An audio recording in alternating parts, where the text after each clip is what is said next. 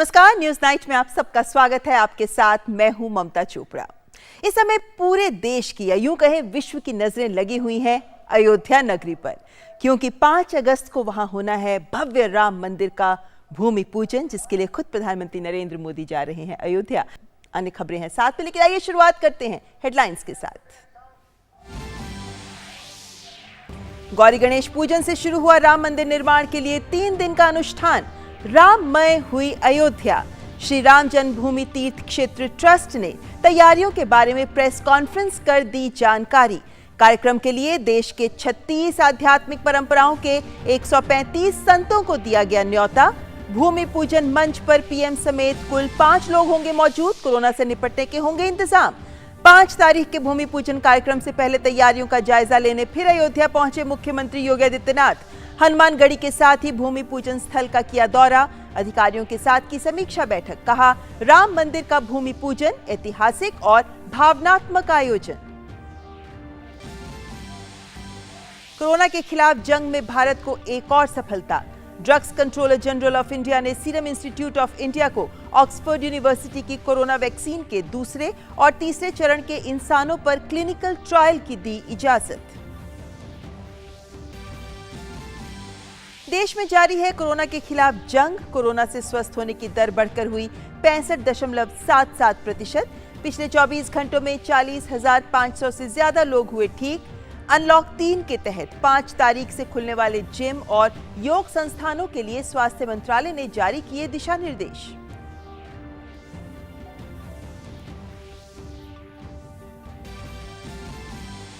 बिहार में बाढ़ की स्थिति अब भी गंभीर। 14 जिलों के 54 लाख से अधिक लोग प्रभावित। करीब 4 लाख लोगों को बाढ़ प्रभावित क्षेत्रों से निकाला गया।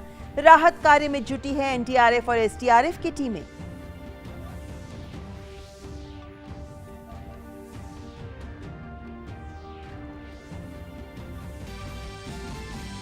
प्रधानमंत्री नरेंद्र मोदी और अफगानिस्तान के राष्ट्रपति अशरफ गनी ने क्षेत्र में उभरती सुरक्षा स्थिति और द्विपक्षीय हितों से जुड़े मुद्दों पर की चर्चा।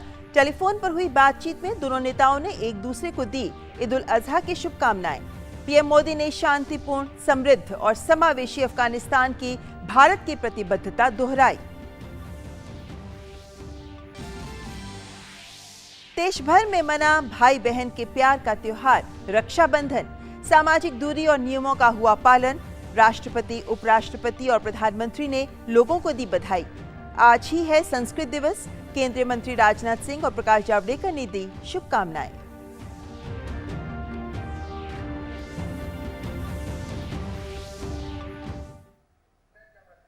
चलिए अब खबरों को देखते हैं विस्तार से और शुरुआत अयोध्या की खबर से, जहां 5 अगस्त को रामलला के मंदिर निर्माण के लिए भूमि पूजन किया जाएगा। इस भूमि पूजन को लेकर तैयारियां भी जोरों पर हैं। राम मंदिर निर्माण के लिए 3 दिन का अनुष्ठान आज सुबह गौरी गणेश के पूजन से शुरू हो गया।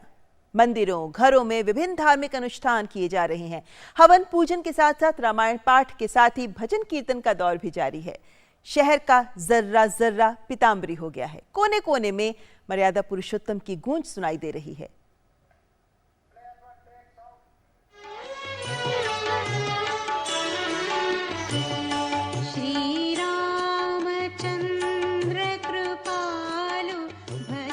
और इसी के साथ अलौकिक, दिव्य और भव्य राम मंदिर निर्माण के लिए 3 दिवसीय अनुष्ठान की अयोध्या में शुरुआत हो गई है। श्री राम जन्मभूमि परिसर में विराजमान रामलला के स्थल पर सोमवार सुबह 3 दिवसीय अनुष्ठान गौरी गणेश के पूजन के साथ शुरू हुआ। काशी और अयोध्या के नव प्रकांड पुरोहितों ने इस पूजा की शुरुआत की, जो 3 दिनों तक चलेगी। इसी के साथ अयोध्या के मंदिरों और घरों में विभिन्न धार्मिक अनुष्ठान, हवन पूजन और रामायण पाठ के साथ ही भजन कीर्तन का दौर भी शुरू हो गया है। अयोध्या में चारों ओर धार्मिक जय घोष की गूंज है, तो कोई शंखनाद भी कर रहा है।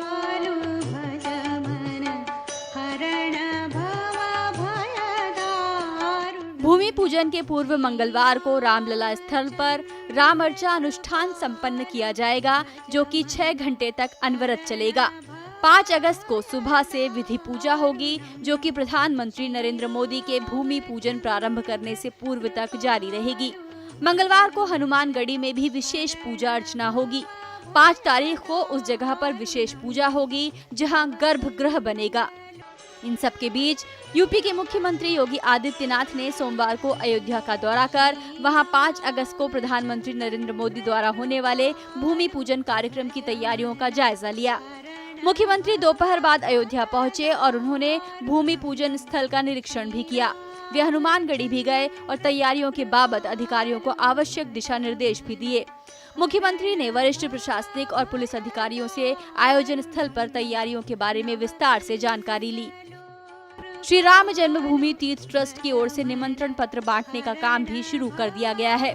ट्रस्ट की तरफ से देश के 36 आध्यात्मिक परंपराओं के 135 संतों को न्योता दिया गया है। देश के अलावा नेपाल से भी संतों को बुलाया गया है। कोरोना काल में सामाजिक दूरी के नियमों समेत सभी दिशा निर्देशों का कार्यक्रम में पूरी तरह से पालन होगा। फिलहाल ट्रस्ट के साथ ही अयोध्या निवासियों और प्रशासन ने भूमि पूजन कार्यक्रम को लेकर तैयारियों को अंतिम रूप देना शुरू कर दिया है और सभी को इंतजार है उस क्षण का जब 5 तारीख को भव्य और दिव्य मंदिर के लिए शिला पूजन का कार्य संपन्न होगा।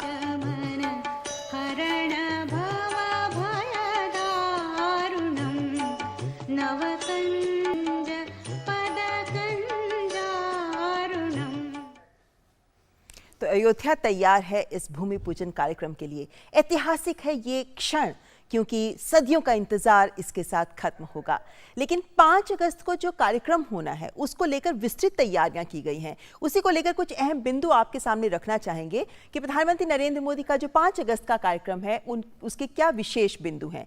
सबसे पहले आपको बताते हैं कि प्रधानमंत्री नरेंद्र मोदी जब 5 अगस्त को अयोध्या जाएंगे तो उनके कार्यक्रम में सबसे पहले हनुमानगढ़ी के दर्शन किए जाएंगे। सबसे पहले वो हनुमानगढ़ी के दर्शन करेंगे, उसी के बाद वो आगे जाएंगे भूमि पूजन स्थल पर जहां शिलापट का अनावरण भी किया जाएगा। इसी के साथ साथ मंदिर का नया मॉडल, उसके डाक टिकट का लोकार्पण भी किया जाएगा। यही नहीं बल्कि प्रधानमंत्री नरेंद्र मोदी पारिजात वृक्ष का रोपण भी करेंगे और रामलला के दर्शन भी करेंगे। अब बड़ी बात यह कि मंच पर कौन कौन लोग विराजमान होंगे, तो आपको बता दें कि मंच पर प्रधानमंत्री नरेंद्र मोदी को मिलाकर कुल 5 मेहमान होंगे, जिनमें गोपाल दास जी महाराज भी होंगे यहाँ पर। तो साथ ही साथ उत्तर प्रदेश की राज्यपाल आनंदीबेन पटेल भी वहां पर होंगी मौजूद। साथ ही उत्तर प्रदेश के मुख्यमंत्री योगी आदित्यनाथ भी होंगे और संघ के सरसंघचालक मोहन भागवत भी मंच पर आसीन होंगे। राम मंदिर भूमि पूजन के लिए आमंत्रण किस किस को दिया गया है, इस पर लगातार सवाल उठ रहे हैं कि कौन कौन लोग होंगे शामिल इस विशेष समारोह में। तो आज इसको लेकर भी बात सामने रखी गई कि 36 आध्यात्मिक परंपराओं के 135 संतों को निमंत्रण दिया गया है। इनके अलावा कुल मिलाकर लगभग 225 लोग हैं जिन्हें इस विशेष कार्यक्रम के लिए आमंत्रित किया गया है। इनमें इकबाल अंसारी भी हैं जिन्हें न्योता दिया गया है, तो वहीं पद्मश्री मोहम्मद यूसुफ को भी इसके लिए आमंत्रित किया गया है और साथ ही दलित समाज के साधु भी इसमें आमंत्रित हैं।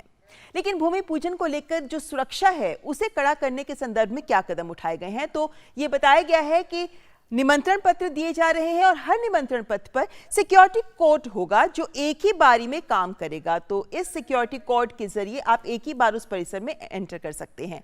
परिसर में मोबाइल फोन्स, कैमरा, बैग्स, इनकी अनुमति कतई नहीं होगी। यही नहीं बल्कि किसी भी प्रकार का वाहन पास भी जारी नहीं किया जाएगा। तो वाहन के लिए पार्किंग के लिए अलग जगह सुनिश्चित की गई है, वहीं पर वाहन को पार्क करके आना होगा। भूमि पूजन के लिए कुछ विशेष काम किए जा रहे हैं क्योंकि ये सुनिश्चित किया जा रहा है कि भारत के भूगोल का प्रत्येक हिस्सा इस भूमि पूजन में शामिल हो सके।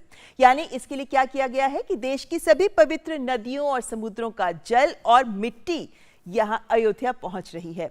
अभी तक जो खबर आ रही है कि 100 से ज्यादा नदियों समेत लगभग 2000 स्थान हैं जिनका जल अयोध्या पहुंच गया है।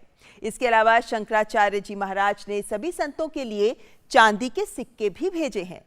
समाज की भी श्रद्धापूर्ण और व्यापक भागीदारी हो रही है क्योंकि विभिन्न लोग अपने अपने स्तर पर विभिन्न स्थानों से सामान भेज रहे हैं जो इस भूमि पूजन का हिस्सा हो सकता है। यानी सहभागीदारी एक अहम पहलू है इस पूरी व्यवस्था का, इस पूरे भूमि पूजन का। कई लोग तो उदाहरण के तौर पर अपने घर की गाय का बना घी तक भेज रहे हैं ताकि इस भूमि पूजन में उसको भी शामिल किया जा सके। एक छोटा सा उदाहरण था ये। यानी अयोध्या में इस भूमि पूजन को ऐतिहासिक और यादगार बनाने की हर संभव कोशिश की जा रही है। दरअसल अयोध्या में तो मंदिरों, घरों को भी विशेष सजावट के साथ सजाया संवारा जा रहा है और इस अवसर को विशेष बनाने के लिए, भूमि पूजन के लिए, जैसा हमने आपको बताया कि देश भर की नदियों से जल और मिट्टी भी अयोध्या पहुंच रही है।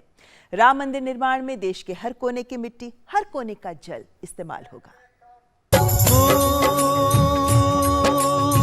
जय विधिनाथ होए हित मोरा, करहु सो बेगी दास मैं तोरा। सरयू तट पर बसी प्राचीन, धार्मिक और आध्यात्मिक नगरी अयोध्या में इस समय जो खुशियां हैं, उनका इंतजार लंबे समय से था। लोगों के दिल में आशा और उमंग का संचार चरम पर है। और हो भी क्यों ना, लोग अपने राम लला के भव्य और दिव्य राम मंदिर के निर्माण का जो सपना देख रहे थे, वो सालों बाद पूरा होने जा रहा है। इस मौके को यादगार बनाने के लिए पूरी अयोध्या जी जान से जुट गई है।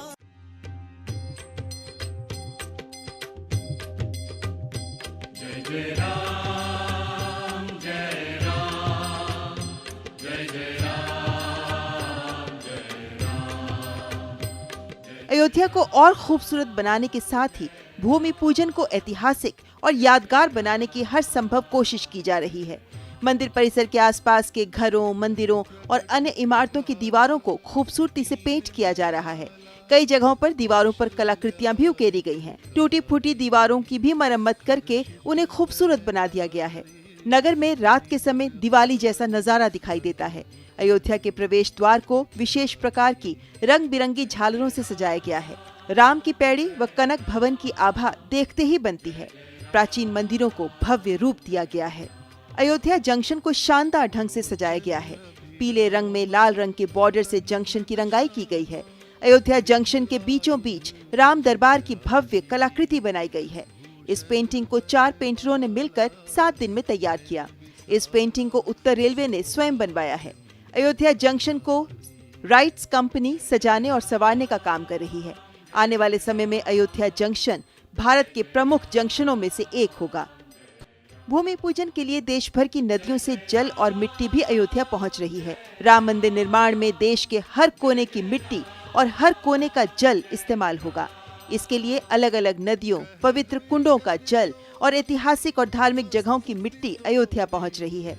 अब तक देश के करीब 1500 से अधिक स्थानों से मिट्टी और 2000 से अधिक स्थानों से देश की 100 से अधिक नदियों का जल राम भक्त लेकर पहुंच चुके हैं। इन घड़ों को काफी सजा कर रखा गया है। इन्हें भूमि पूजन के स्थान पर ले जाया जाएगा। 1000 से अधिक तीर्थ स्थलों के और 100 से अधिक नदियों के जल आ चुके हैं और 1000 तीर्थ स्थानों की मिट्टी आ चुकी है। कैलाश मानसरोवर से लेकर धनुषकोटी तक, कामाख्या से लेकर द्वारिका तक, पूरे भारत के नज़दीक के कार्यकर्ता जिनको अनुमति मिल गई अपने राज्यों से यहाँ आने की, उन्होंने स्वयं आकर के इन कलशों के रूप में, और जिनको नहीं मिली तो उन लोगों ने पार्सल, डाक, किसी भी माध्यम का उपयोग करके उपस्थिति अपनी परोक्ष तौर पर सुनिश्चित कराने का पूरा प्रयास किया है। इन कलशों को भेजने वालों का रिकॉर्ड भी रखा जा रहा है और बाद में उन्हें धन्यवाद पत्र भी भेजा जाएगा।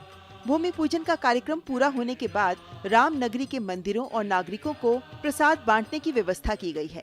इसके लिए विशेष देसी घी के लड्डू प्रसाद में बनाए जा रहे हैं। इस काम के लिए बड़ी संख्या में कारीगरों को लगाया गया है। इन सब तैयारियों के बीच सुरक्षा की भी जोरदार तैयारियां हैं। सुरक्षा को लेकर व्यापक बंदोबस्त किया गया है। हर जगह पुलिस और पीएसी के जवान मुस्तैद हैं। जगह जगह बैरिकेडिंग की गई है और ड्रोन से भी निगरानी की जा रही है। यानी अयोध्या, जिसने कई बार इतिहास लिखा है, एक बार फिर नया इतिहास लिखने को तैयार दिख रही है। नमस्कार, एक खास मुलाकात में आप सभी का स्वागत है। मैं हूं ऋतु वर्मा। हमारे साथ गोरखनाथ पीठ के पीठाधीश्वर और सूबे के मुख्यमंत्री योगी आदित्यनाथ मौजूद हैं। महाराज जी, आपका बहुत बहुत स्वागत है। एक लंबा संघर्ष जो सिर्फ भारतवासियों ही नहीं, विश्व में तमाम भारतीय जो रह रहे हैं, भावनात्मक तौर पर जुड़े रहे हैं, उस संघर्ष से कहीं ना कहीं किसी न किसी रूप में जुड़े रहे हैं। आपका एक भावनात्मक जुड़ाव भी रहा, साथ ही साथ पीठ के साथ एक संघर्ष भी रहा है राम मंदिर निर्माण को लेकर। 5 अगस्त की तारीख को किस तरह से देखते हैं? देखिए, 5 अगस्त 2020 की तिथि भारत के इतिहास का एक स्वर्णिम तिथि बनने जा रही है।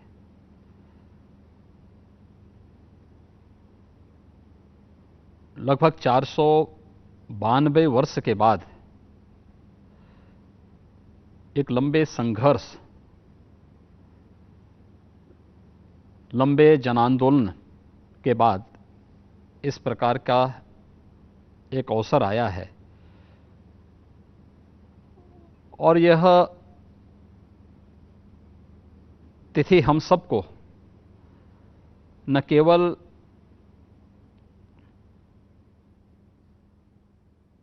एक ऐतिहासिक पलों के साथ जोड़ता है, भी तो ये भारत के न्यायपालिका की ताकत को भी, दुनिया के अंदर सबसे बड़े लोकतंत्र की ताकत का भी एहसास कराता है। भारत के संविधान के प्रति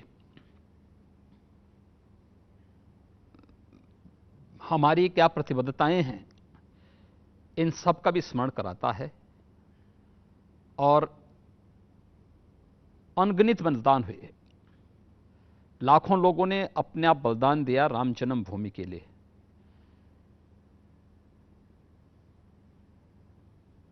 पूज्य संतों ने एक लंबे संघर्ष को 492 वर्षों के इस लंबे कालखंड तक वे लोग लड़ते रहे, लेकिन एक तार्किक परिणति तक ये पहुंचे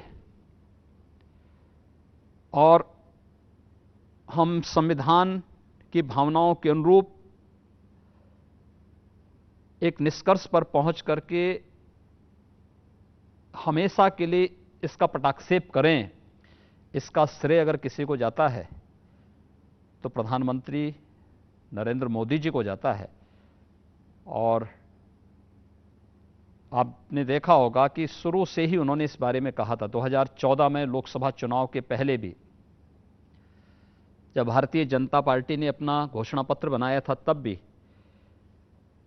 2017 में उत्तर प्रदेश विधानसभा का चुनाव हो रहा था, तब भी 2019 में लोकसभा चुनाव के पहले घोषणा पत्र तैयार होते समय भी प्रधानमंत्री मोदी जी के नेतृत्व में जो घोषणा पत्र तैयार हुआ था, उसमें इस बात को कहा गया था कि संविधान के दायरे में रहकर के हम इस समस्या का समाधान करेंगे। कभी भी कोई ऐसी टिप्पणी, ऐसी बात उन्होंने नहीं की और हमेशा इस बारे में कहते थे कि हमें भारत के संविधान पर विश्वास करना चाहिए, भारत की न्यायपालिका की ताकत का पर विश्वास करना चाहिए और न्यायपालिका जो भी फैसला करेगी सभी पक्षों को उसको मान्य करना चाहिए। लेकिन ये फैसला समय से हो सके और फैसले के लिए उस प्रकार की एक व्यवस्था दी जा सके कि कागज वहां पहुंच सके, पैरवी समय पे हो सके, सभी पक्ष अपनी बातों को रख सकें। इन सभी बातों को ध्यान में रख करके जो एक निष्कर्ष निकला और जो उसकी तार्किक परिणति सामने आई है, उसका परिणाम है 5 अगस्त 2020 की तिथि। और हम सब आभारी हैं प्रधानमंत्री मोदी जी के कि प्रधानमंत्री मोदी जी स्वयं प्रत्यक्ष रूप से इस अवसर पर आकर के लगभग 500 वर्षों के इस लंबे इंतजार को आज अपनी करकमलों से, अपनी उपस्थिति से वर्तमान पीढ़ी को न केवल गौरवान्वित कर रहे हैं, बल्कि आने वाली पीढ़ी के सामने एक बहुत बड़ी नजीर रखने जा रहे हैं। और इसके साथ ही उन सभी हुतात्माओं को जिन्होंने राम जन्मभूमि के लिए एक लंबा संघर्ष किया था, अपना बलिदान दिया था, जिन लोगों ने संघर्ष किया, अपनी आंखों के सामने इस ऐतिहासिक क्षण को नहीं देख पा रहे हैं, उन सबको भी श्रद्धांजलि देने का एक अवसर 5 अगस्त 2020 की तिथि होगी, जब अयोध्या में राम जन्मभूमि का शिलान्यास हो रहा होगा। तो सचमुच हमारे लिए ये गौरव का क्षण है और इस अवसर पर उत्तर प्रदेश सरकार की भूमिका बाहर की व्यवस्था से तक ही सीमित है, क्योंकि माननीय उच्चतम न्यायालय के आदेश के बाद मंदिर का निर्माण और उस परिसर की व्यवस्था का दायित्व से राम जन्मभूमि तीर्थ क्षेत्र न्यास को सौंपा गया है। तो वो का सारा आयोजन तीर्थ क्षेत्र न्यास करेगा और सुरक्षा की व्यवस्था, बाहर की जो भी अन्य व्यवस्थाएं होंगी वह सरकार करेगी। और मुझे प्रसन्नता है कि उत्तर प्रदेश सरकार के नाते बाहर की व्यवस्था की जो भी आवश्यक सुविधाएं होंगी उसको करने का सौभाग्य मुझे प्राप्त हो रहा है। महाराज जी, प्रधानमंत्री नरेंद्र मोदी का इस भूमि पूजन में शामिल होने को लेकर, इस भूमि पूजन को लेकर क्यों लगातार कई सवाल उठाए जा रहे हैं? उस सवाल में एक बार फिर सेकुलरिज्म की नई परिभाषा भी दी जा रही है। उस पर मुख्यमंत्री योगी आदित्यनाथ का जवाब क्या है, राय क्या है उन तमाम लोगों को? देखिए, 5 अगस्त 2020 की तिथि इसलिए भी महत्वपूर्ण और ऐतिहासिक होने जा रही है। यह केवल राम मंदिर के आधारशिला रखने की तिथि नहीं है, एक नए भारत की आधारशिला भी है, एक भारत श्रेष्ठ भारत की आधारशिला भी है, भारत की लोकतंत्र की ताकत का एहसास करने वाली तिथि भी है और भारत के लोकतंत्र के साथ साथ भारत की न्यायपालिका की ताकत का एहसास करने वाली तिथि भी है। जो लोग तमाम प्रकार की आशंकाएं व्यक्त करते थे कि अगर राम जन्मभूमि का फैसला हो जाएगा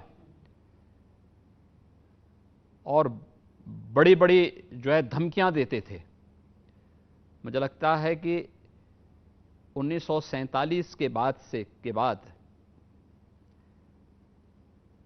9 नवंबर 2019 की तिथि, जिस दिन श्री राम जन्मभूमि का फैसला आया था, सबसे शांत तिथि थी। यानी सभी पक्षों ने स्वीकार किया, यहां तक कि बाबरी मस्जिद का जो ढांचा 1992 में ध्वस्त हुआ था, उसका जो मुद्दई था, इकबाल अंसारी ने स्वयं भी इस बारे में इस फैसले का स्वागत किया था। और मैं ये नहीं समझ पा रहा हूं कि माननीय उच्चतम न्यायालय के सर्वसम्मति से दिए गए फैसले, सर्वानुमति से दिए गए फैसले के बाद जब इस समस्या का समाधान हो चुका है और यह देश एक नई दिशा की ओर बढ़ रहा है, उसके बाद भी किसी कार्य पर प्रश्न खड़ा करना ये सेकुलरिज्म नहीं, बल्कि सेकुलरिज्म के नाम पर समाज को विभाजन करने की कुत्सित मंशा से की जाने वाली वे कृत्य हैं जो सदैव समाज को कभी जाति के नाम पर, कभी क्षेत्र के नाम पर, कभी भाषा के नाम पर, कभी मत और मजहब के नाम पर विभाजित करते रहे हैं। ये वही लोग हैं और यही लोग प्रश्न उठाने का कार्य कर रहे हैं। अन्यथा देश और दुनिया में हर भारतीय नागरिक और भारत का हर शुभचिंतक इस अवसर को ऐतिहासिक अवसर के रूप में बदलने के लिए पूरी तरह उमंग और उत्साह में है। क्या महाराज जी, आप ये मानते हैं कि इस मसले के हल हो जाने के बाद राम मंदिर के निर्माण की तरफ जिस तरह से न्यास अब आगे प्रगति कर रहा है, उसको देखते हुए तमाम उन लोगों की राजनीति भी खत्म हो गई जो इसके इर्द गिर्द थी? तो क्या वो एक बड़ा कारण है कि सेकुलरिज्म की उस परिभाषा को लेकर एक बार फिर प्रधानमंत्री के सामने खड़े हैं और देश की एक तरह से उसको, देश के ऊपर एक तरह से कह रहे हैं कि नई तरीके से देश की परिभाषा लिखी जा रही है? देखिए, अच्छा होता कि देश के आजाद होते ही देश के पहले गृह मंत्री के रूप में सरदार वल्लभ भाई पटेल जी ने जब श्री सोमनाथ मंदिर के पुनरुद्धार का आह्वान किया था, अगर उस समय देश के ज्यादातर राज्यों में कांग्रेस शासित सरकारें थी, कांग्रेस का उस समय का नेतृत्व चाहता, तो इन सभी समस्याओं का समाधान 1947 और 1950 के बीच में हो गया होता। आज़ादी के पहले 5 वर्ष में इन सभी समस्याओं का समाधान हो जाना चाहिए था। लेकिन कांग्रेस नेतृत्व कभी भी समस्या का समाधान नहीं चाहता था। आपने देखा होगा कांग्रेस के नेतृत्व ने 1949 में श्री सोमनाथ मंदिर की समस्या के समाधान में भी रोड़ा अटकाया था। और यही नहीं, श्री राम जन्मभूमि मंदिर निर्माण से संबंधित विभिन्न गतिविधियों में भी समय समय पर रोड़ा अटकाया था। और अंतिम रोड़ा इनका वो भी था जब कांग्रेस के एक वरिष्ठ नेता ने सुप्रीम कोर्ट में अर्जी लगाई थी कि न्यायालय 2019 के पहले इस समस्या का समाधान न करे। ये भी कांग्रेस के ही एक नेता ने किया था। इन लोगों की वास्तविक चेहरा है ये, जो राम मंदिर आंदोलन के फैसले से ये पूरे चेहरे एक्सपोज होते हैं, क्योंकि इन्हें मालूम है कि राम मंदिर केवल एक मंदिर नहीं है, राम मंदिर एक राष्ट्र मंदिर है। 135 करोड़ भारतीयों का प्रतिनिधित्व करने वाला एक ऐसा मंदिर जो हर एक व्यक्ति को मर्यादा का, संयम का, सदाचार का, अनुशासन का पाठ तो पढ़ाता ही है। जाति, मत, मजहब की सीमाओं से उठ करके एक भारत श्रेष्ठ भारत की परिकल्पना को साकार करने का भी आह्वान करता है। जो लोग एक भारत श्रेष्ठ भारत की परिकल्पना को साकार नहीं होने देना चाहते, वही लोग राम मंदिर निर्माण के मार्ग में बाधक थे और वही लोग विरोध भी कर रहे हैं। बहुत बहुत शुक्रिया, धन्यवाद जी। और अब बात कोविड की। देश में कोरोना के खिलाफ जंग जारी है। कोरोना से स्वस्थ होने की दर अब बढ़कर 65.77% तक पहुंच गई है। अनलॉक 3 के तहत 5 तारीख से जो जिम और योग संस्थान खुल रहे हैं, उनके लिए भी स्वास्थ्य मंत्रालय ने दिशा निर्देश जारी कर दिए हैं। और वहीं ऑक्सफोर्ड यूनिवर्सिटी की कोरोना वैक्सीन के दूसरे और तीसरे चरण का जो इंसानों पर क्लिनिकल ट्रायल होना है, वो अब भारत में भी होगा, जिसके लिए drugs controller general of India ने सीरम इंस्टीट्यूट ऑफ इंडिया को इजाजत दे दी है। कोविड-19 के खिलाफ भारत की जंग लगातार मजबूत हो रही है। Drugs controller general of India ने भारत में सीरम इंस्टीट्यूट ऑफ इंडिया को ऑक्सफोर्ड यूनिवर्सिटी द्वारा विकसित की जा रही कोरोना वैक्सीन का इंसानों पर दूसरे और तीसरे चरण के क्लिनिकल ट्रायल की अनुमति दे दी है। यानी भारत में ऑक्सफोर्ड यूनिवर्सिटी की वैक्सीन का मानव परीक्षण हो सकेगा। इसके लिए क्लिनिकल एक्सपर्ट कमेटी की सिफारिशों को आधार बनाया गया है। एक्सपर्ट की रिपोर्ट का गहन मूल्यांकन करने के बाद DCGI ने SII को क्लिनिकल ट्रायल करने की मंजूरी दी है। वैक्सीन के शुरुआती परीक्षण रिपोर्ट सकारात्मक आई है। ये वैक्सीन एंटीबॉडी बनाने के साथ ही व्हाइट ब्लड सेल भी पैदा करती है, जिसे किलर यानी टी सेल भी कहते हैं। देश में उस वैक्सीन का ट्रायल 18 साल से ज्यादा उम्र के 1600 स्वस्थ लोगों पर किया जाएगा। ब्रिटेन में 5 जगहों पर इस वैक्सीन के 2 चरणों का परीक्षण किया गया था, जिसमें इसे सुरक्षित पाया गया। इससे एंटीबॉडी भी बन रही है। SII और एस्ट्राजेनेका के बीच इस वैक्सीन को लेकर समझौता हुआ है। उम्मीद है कि इस परीक्षण का परिणाम सफल रहने पर भारत में भी वैक्सीन का उत्पादन शुरू हो जाएगा। ये वैक्सीन एंटीबॉडी बनाने के साथ ही व्हाइट ब्लड सेल बनाने में भी सक्षम है। वैक्सीन विकसित करने के साथ ही देश में कोविड-19 के प्रसार को रोकने के लिए केंद्रीय स्वास्थ्य मंत्रालय समय समय पर आवश्यक दिशा निर्देशों और स्वास्थ्य के आधारभूत ढांचे को भी विकसित कर रहा है। के प्रयासों से लोगों के स्वस्थ होने की संख्या भी तेजी से बढ़ रही है। बिहार में बाढ़ की स्थिति गंभीर बनी हुई है। वर्तमान में प्रदेश की 14 जिलों के 113 प्रखंडों की 1059 पंचायतें बाढ़ से प्रभावित हैं। लगभग 54 लाख की आबादी बाढ़ से प्रभावित है। 4 लाख लोगों को बाढ़ प्रभावित क्षेत्रों से निकाला गया है। NDRF और SDRF की 31 टीमें राहत और बचाव कार्यों में लगी हुई हैं। गंडक नदी का जलस्तर गोपालगंज के डुमरिया घाट में खतरे के निशान से ऊपर है, तो वहीं बूढ़ी गंडक नदी का जलस्तर पश्चिमी चंपारण के लाल बेगिया घाट, मुजफ्फरपुर के अहिरवालिया और सिकंदरपुर में एवं समस्तीपुर में लाल निशान से ऊपर है। बागमती नदी का जलस्तर सीतामढ़ी, मुजफ्फरपुर और दरभंगा में खतरे के निशान से ऊपर है। मौसम विभाग की सूचना के अनुसार मंगलवार सुबह तक बिहार की सभी नदियों के जल ग्रहण क्षेत्रों में हल्की वर्षा होने की संभावना है। प्रवर्तन निदेशालय ने अभिनेता सुशांत सिंह राजपूत के चार्टर्ड अकाउंटेंट से सोमवार को धन शोधन मामले में पूछताछ की। सुशांत के पिता ने बिहार पुलिस के पास शिकायत दर्ज कराई थी, जिसके आधार पर ईडी ने जांच शुरू की है। प्राथमिकी में सुशांत सिंह राजपूत के पिता ने आरोप लगाया कि रिया चक्रवर्ती और उसके परिवार ने बॉलीवुड अभिनेता को आत्महत्या करने के लिए उकसाया। राजपूत से जुड़ी 2 कंपनियों और चक्रवर्ती और उसके भाई शैविक से जुड़े कुछ वित्तीय लेन देन के मामले पर ईडी की नजर है। वहीं मुंबई पुलिस के प्रमुख परमवीर सिंह ने कहा है कि अभिनेता सुशांत सिंह राजपूत मौत के समय बाइपोलर बीमारी से ग्रस्त थे। बाइपोलर एक मानसिक स्थिति है जिसमें मूड काफी तेजी से बदलता है। उधर इस मामले की गूंज बिहार के विधानमंडल में सुनाई पड़ी और राज्य के विभिन्न दलों के नेताओं ने अभिनेता की मौत की सीबीआई से जांच कराने की मांग की।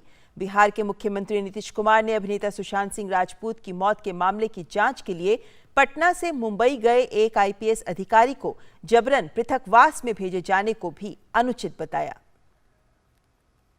भारत में त्योहारों का विशेष महत्व है। सोमवार को देश भर में भाई बहन के प्यार का त्योहार रक्षाबंधन मनाया गया। सामाजिक दूरी और नियमों के साथ पालन करते हुए ही इसे मनाया गया। राष्ट्रपति, उपराष्ट्रपति और प्रधानमंत्री ने लोगों को रक्षाबंधन की बधाई दी है।